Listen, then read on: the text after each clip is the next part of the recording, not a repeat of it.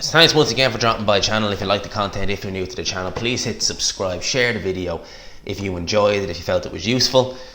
Now let's get into this. So, Errol Spence, there has been some talk about his next move and who he's going to be fighting next, and I'm going to touch on it here because I seen a tweet about Errol Spence's next fight potentially being in the summer. It says here, Errol Spence has stated that his ring return is being targeted for July/August. Obviously, with the coronavirus, we don't know what's going on. But they've named Danny Garcia as a potential opponent. The WBC and IBF welterweight champion has not fought since last October's car crash. And now all bouts are up in the air because of the coronavirus, which, it goes without saying. But you would imagine that July and August would be sufficient enough time for this whole situation to blow over. I would imagine personally, I reckon we're talking another couple of weeks, maybe 2 weeks max, before we start seeing this thing kind of blow over a bit. That's just from my opinion. Spence and his return to the ring. Now, he posted a video, and it was posted via Fight Hype, and it showed Spence. I don't want to say he looked inebriated necessarily. Now, we know Errol Spence likes to drink.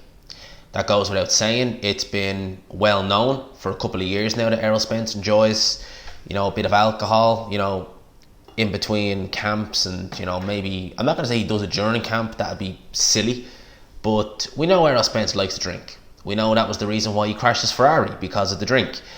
And he did. I don't want to say he was I don't know, but his speech definitely sounded still a little bit off.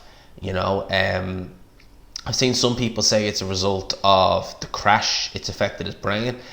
I don't know about that. I think it may have something to do with the teeth he has in place, because let's not forget he lost a couple of teeth with the impact of that crash. So that may have affected Errol Spence's speech. I don't know.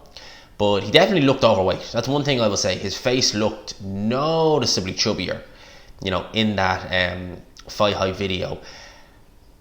I've said it before, I'll say it again. Errol Spence, I'll say this now. Before I say what I was going to say, I'll just say Errol Spence, for all intents and purposes, I really do hope, and judging by what I've seen, I'm seriously doubting it, but I really do hope that crash has learned him, has taught him something, has taught him a lesson.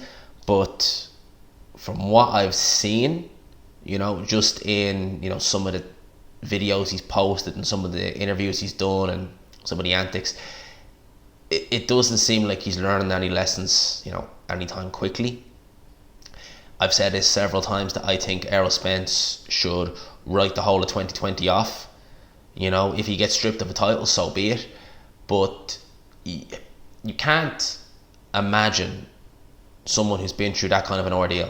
And people say, oh, but he only saw... People, look at that video of him getting thrown from that Ferrari. You tell me with a straight face that guy has no residual damage. He has to, right? He has to. I will never believe that Errol Spence just walked away from that, with only, minor injuries. Hell no, that was a violent crash.